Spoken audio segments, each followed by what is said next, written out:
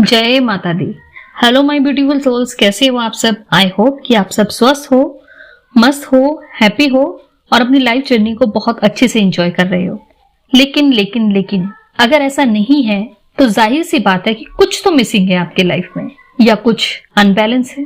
तो वो क्या चीज है जो बैलेंस में नहीं है आपकी लाइफ में, आज आप इस वीडियो में जरूर जान पाएंगे। वैसे मैं अपने वीडियोस के माध्यम से पहले भी बात कर चुकी हूँ कि इस ब्रह्मांड में दो तरह की एनर्जी एग्जिस्ट करती है, एक फेमिनिन एनर्जी और एक होती है मस्कुलाइन एनर्जी। ये इस तरह के हर प्राणी में भी मौजूद है। जब ये एनर्जी बैलेंस में होती है, प्रॉपर बैलेंस में होती है, तब हम सच्चे सुख, शांति, संतुष्टि, प्रेम, परम आनंद और ज्ञान का अनुभव कर पाते हैं। लेकिन अगर ये एनर्जी बैलेंस में नहीं है, इसका रेशियो बहुत ज्यादा ऊपर नीचे हो रखा है, तो इसका इफेक्ट हमारी लाइफ पर भी वैसा ही पड़ता है। और आपको जानकर हैरानी होगी कि 99% दुनिया में इसी तरह का रेशियो, इसी तरह का परसेंटेज आपको देखने को मिलेगा। हर किसी में ये एनर्जी डिस्टर्ब होती है, किसी में थोड़ी, किसी में ज्यादा। अगर आप स्पिरिचुअल नहीं है तो यहाँ पे मैं रिलीजियस होने की बात नहीं कर रही हूँ, क्योंकि रिलीजियस तो हर कोई है, अपने अपने धर्म के साथ हर कोई रिलीजियस है, हर कोई अपने धर्म से बंधा है। मैं यहाँ पे स्पिरिचुअल, आध्यात्मिक होने की बात कर रही हूँ।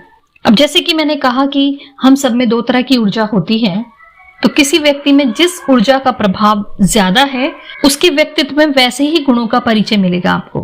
प्रॉब्लम यहाँ किसी व्यक्ति के व्यक्तित्व से नहीं होती, प्रॉब्लम तब होती है जब किसी में यह ऊर्जा विकृत रूप धारण कर लेती है। तो आज हम इस वीडियो के माध्यम से नारी ऊर्जा के उस विकृत रूप के बारे में बात करेंगे कि एक स्त्री ऊर्जा का बिगड़ा हुआ रूप कैसा होता है, और जब ये रूप बिगड़ा हुआ होता है तो किस तरह की लाइफ सरवाइव करने को एक फेमिनाइन मजबूर हो जाती है। अब जरूरी नहीं है कि फेमिनाइन एनर्जी ओनली एक फीमेल बॉडी में ही हो, ये एक मेल बॉडी में भी हो सकती है। जैसा कि मैंने कहा कि दोनों में से जो एनर्जी डोमिनेंट होगी, वैसे ही साइंस एंड सिम्टम्स उस व्यक्ति में देखने को मिलेंगे।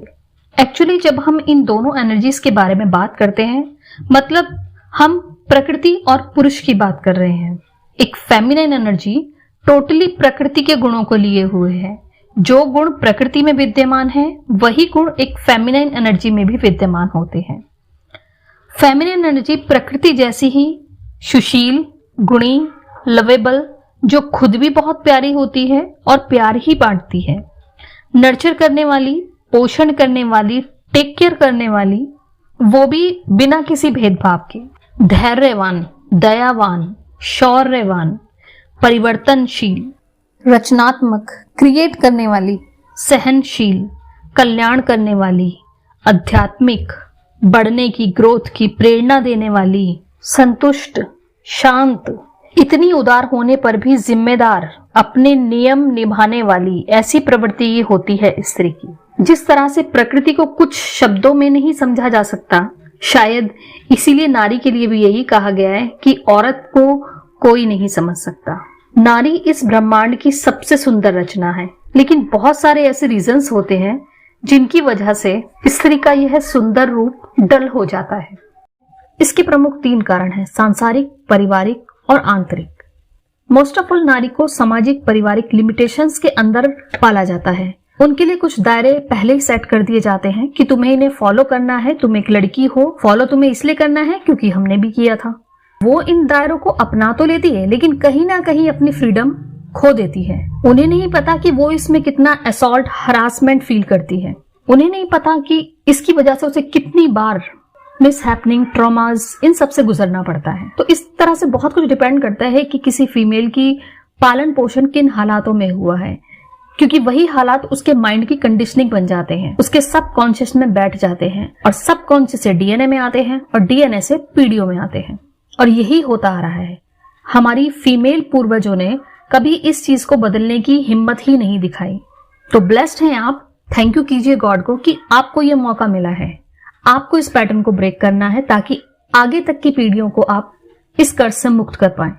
डिसऑर्डेड मेल एनर्जी के बारे में मैं पहले वीडियो में बात कर चुकी हूं, तो आज हम बात करने वाले हैं डिसऑर्डेड फेमिनाइन एनर्जी के बारे में, यानी स्त्री ऊर्जा का विकृत रूप कैसा होता है, इसके साइन क्या क्या होते हैं। साइंस बताने से पहले एक रिक्वेस्ट है मेरी कि कोई भी प्लीज इसको पर्सनली मत लेना, कोई भी इसको अपने ऊपर शेम की तरह या गिल्ट की तरह लेके मत बैठना कि सारे साइंस मुझसे मैच हो गए या मैं तो इसी तरह से हूं।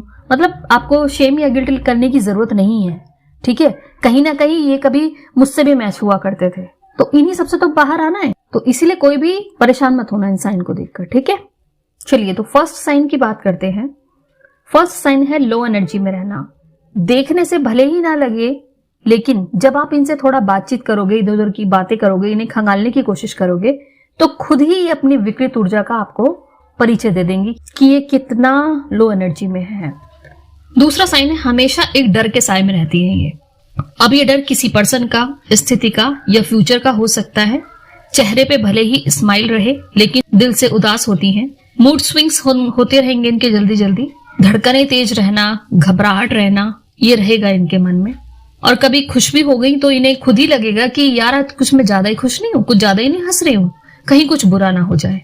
तो ऐसा करके होता क्या है कि हम सबकॉन्शियस को कहीं ना कहीं कमांड दे देते हैं और इन फ्यूचर वो चीज मैनिफेस्ट भी हो जाती है। क्योंकि वो डर, डाउट, ये तो मैनिफेस्ट बहुत जल्दी होते हैं, क्योंकि हम उसी एनर्जी में डील कर रहे हैं कि डर के आगे जीत है। इस चीज को याद रखिए। एक बार इस डर को फेस कर लीजिए, डटकर सामना कर लीजिए एक बार इस डर का। इस तरह से बाहर आओगे कि आप कभी नहीं डरोगे इस डर से। तीसरा है स्वभाव में अक्सर चिड़चिड़ापन रहता है। किसी का गुस्सा होगा, किसी पर निकलेगा, और ये इसलिए भी होता है क्योंकि ये छोटी छोटी बातों को दिल से लगा लेती है, दिमाग में बिठा लेती है। फोर्थ है ओवर इमोशनल होना। कभी किसी ने कुछ कह दिया, कुछ इनके साथ घटित हो गया, तो घंटों घंटों तक उस बात को लेके रोती रहेंगी। कभी कभी तो 1-2 दिन भी चलेगा ये। वहां पे ये खुद को अनवर्दी फील करती है। सोसाइटी में इसलिए एक कहावत भी बनी हुई है ना कि आंसू औरत का सबसे बड़ा हथियार होते हैं, जिसके दम पे वो कुछ भी करवा सकती हैं। टोटली घिसी पिटी बकवास है ये। और औरत खुश भी होती है ये सुन के कि मेरे पास तो आंसू है ना हथियार के रूप में। लेकिन यकीन मानिए ओनली इमोशंस का मिस यूज है ये। दोनों के लिए कह रही हूं मैं। फीमेल्स जरा गौर से सोच के देखो कि वो आपके लिए सच में हथियार है या आपका मजाक उड़ाया जा रहा है, उपहास है आपके लिए। फिफ्थ है गिल्ट में रहना, खुद को दोषी मानते रहना। कुछ पास्ट में घटित हो गया था, उसका पछतावा आज तक चला आ रहा है।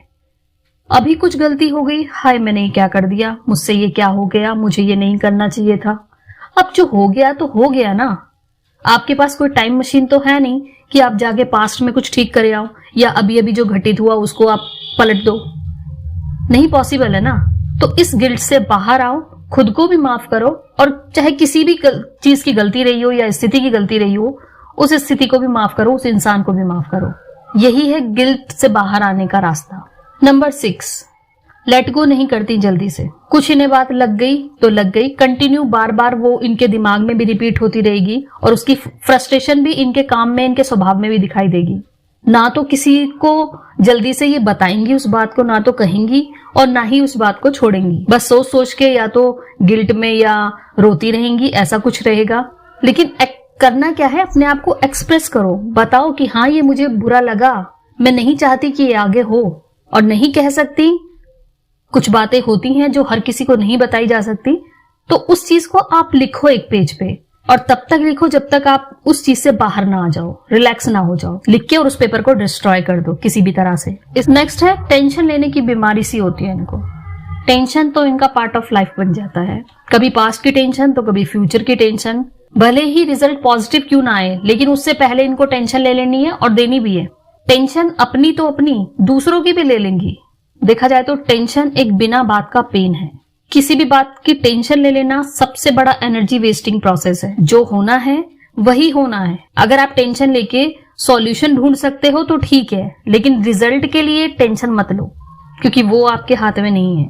8 है सेल्फ लव की कमी।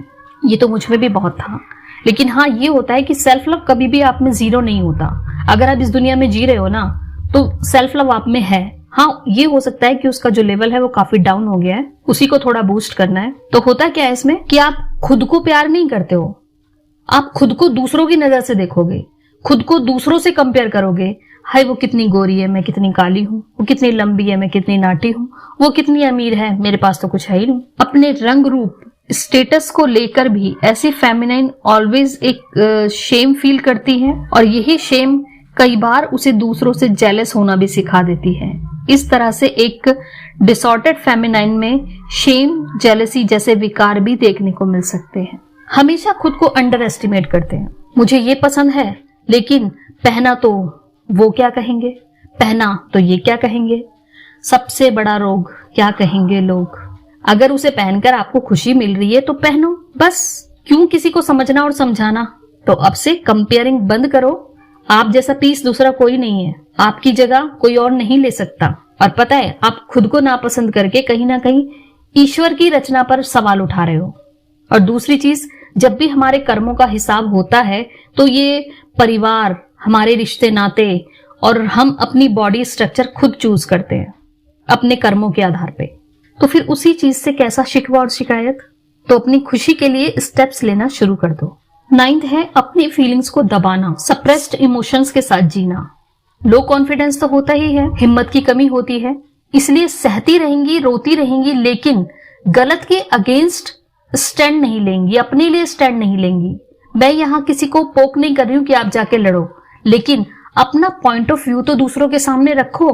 कम से कम आपको खुद को तो तसल्ली मिले कि हाँ, मैंने कम से कम कोशिश तो की। सामने वाला माने आपकी बात तो ठीक, नहीं माने तो कोई बात नहीं। और टेंशन फ्री भी रहोगे। फीलिंग्स अगर आपकी दबी रहती हैं तभी आप टेंशन में रहते हो, तो इस तरह से आपकी फीलिंग भी निकलेगी। अपने आप को एक्सप्रेस करना तो शुरू कर दो। कोई माने या ना माने आपकी बात, डजंट मैटर। उसमें लड़ाई में ज्यादा उसमें डीप में जाओ ही मत, बस अपनी बात कह दी, बात खत्म। जहां तक सप्रेस करने की बात है तो ये अपने गुस्से को भी बहुत सप्रेस करके रखती हैं, क्योंकि इनकी जिंदगी में जो कुछ घटित होता रहता है, जो इनके साथ अन्याय होता रहता है, ये सबके लिए इतना करती हैं। इनकी कई बार तो गलती भी नहीं होगी, लेकिन उसकी भी सजा इनको मिलेगी। तो वो बहुत गुस्सा होता है इन्हें, जिसको ये पीती रहेंगी, सप्रेस करके रखेंगी। और अगर ये गुस्सा बाहर आया तो वो एक्सप्लोजन के रूप में बाहर आता है, और वो कभी कभार ही होता है। अदरवाइज तो ये गुस्से को बहुत ही सप्रेस करके रखती है। नंबर 10 है नो कहना नहीं आता। इन्हें पीपल प्लीजिंग के चक्कर में खुद को जिम्मेदारियों में इतना दबा लेंगी कि कहीं मुझे कोई गलत ना ठहरा दे, मना किया तो उसको अच्छा नहीं लगेगा। ला चल तेरा काम भी मैं कर दूं, अपना तो कर ही रही हूं, अपना भी कर लूंगी। नतीजा, खुद के लिए इनके पास अपने लिए टाइम ही नहीं होगा, जो जिसे कहते हैं ना मी टाइम, वो नहीं होगा। तो आपका जितना सामर्थ्य है उतना काम करो। आपकी अच्छाई कोई नहीं छुपेगी, कहीं नहीं छुपेगी, कभी ना कभी सबके सामने आएगी, क्योंकि आप अच्छे हो। तो उनका काम उनको करने दो, उनकी जिम्मेदारियां उनको उठाने दो। सबके अपने अपने लेसन्स हैं, उनको लेने दो। इतना लोड लेके जिसमें आप खुद ही खुश नहीं रह पा रहे हो तो क्यों लेना, ठीक है ना। नंबर 11 है नीड में रहना। हमेशा ऐसी एनर्जी दूसरों पर आश्रित रहती है, कभी अपने प्यार के लिए, कभी पैसों के लिए, कभी अपनी इच्छा पूर्ति के लिए, तो कभी सेक्स के लिए भी। ज्यादा डिसऑर्डर्ड एनर्जी में हो तो अपनी नीड के लिए, अपनी सेल्फ रिस्पेक्ट को भी साइड में रख के दूसरों की अनवांटेड डिमांड्स को भी पूरा करती रहेंगी।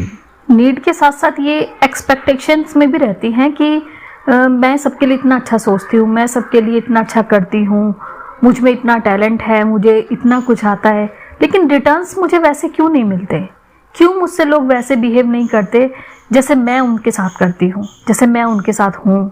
किसी दूसरों पर आश्रित होती हैं, इसीलिए इनकी अपनी चॉइस नहीं रहती, फ्रीडम नहीं रहती इनके पास।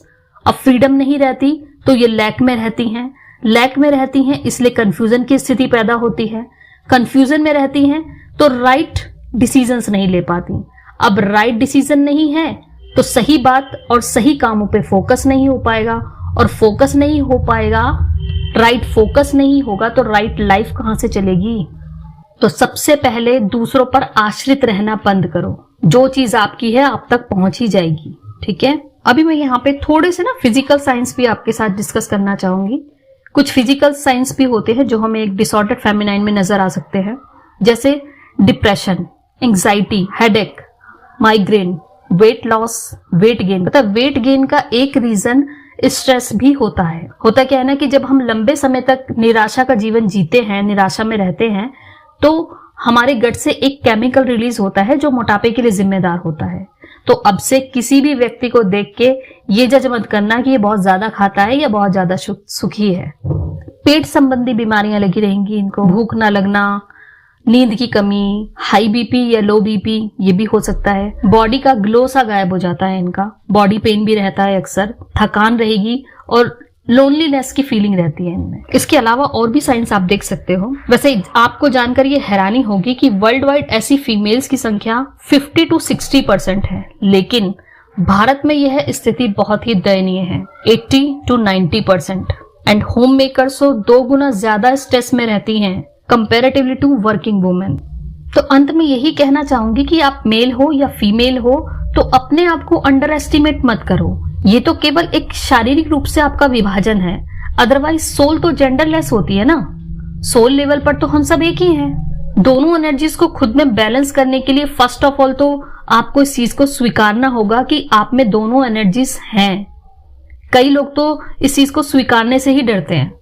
तो पहले तो आप ये स्वीकारिए कि आप में दोनों एनर्जीज हैं और फिर दोनों एनर्जीज को रिस्पेक्ट दीजिए। रिस्पेक्ट करनी होगी हमें, इंटरनल भी और एक्सटर्नल भी। स्वयं भगवान शिव भी शक्ति के बिना अधूरे हैं, उन्हें भी शक्ति संचार की जरूरत होती है। आप इसी बात से अंदाजा लगा सकते हैं कि हमारी जो डिवाइन एनर्जीज हैं उन्होंने भी देवी शक्ति को स्वयं से पहले स्थान दे रखा है, यहाँ तक कि उनके नाम को पहले लिया जाता है, जैसे गौरी शंकर, राधा कृष्ण, सीताराम इत्यादि। तो धरा पर उनकी रिस्पेक्ट कम क्यों हो रही है? क्योंकि कहीं ना कहीं वो अपने फेमिनाइन एसेंस में नहीं है ना, अपने प्राकृतिक स्वरूप में नहीं है। तो अपने इसी स्वरूप में आना है, जैसे कि वीडियो के शुरुआत में बात की थी हमने।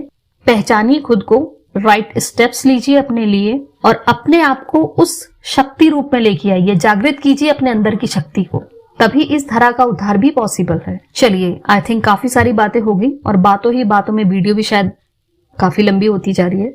वैसे ये टॉपिक ही ऐसा है जो मेरे लिए बहुत इंपॉर्टेंस रखता है, बिकॉज मैंने भी इस जीवन को जिया है, तो मैं जानती हूँ इसका पेन, और इसलिए नहीं चाहती कि कोई भी ज्यादा देर तक इस स्थिति में रहे।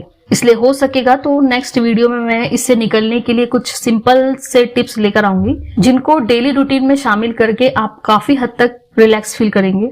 बस अपने आप से कमिटेड रहना कि हाँ, मैं गिव अप नहीं करूंगी और डेली खुद के लिए खुद पर काम करूंगी। तो यहीं पर इजाजत दीजिए, मिलूंगी नेक्स्ट वीडियो में। तब तक के लिए खुश रहिए, सेल्फ लव कीजिए और गॉड को ग्रेटिट्यूड पे कीजिए उनके द्वारा दी हुई हर ब्लेसिंग के लिए। Thank you so much, bye bye.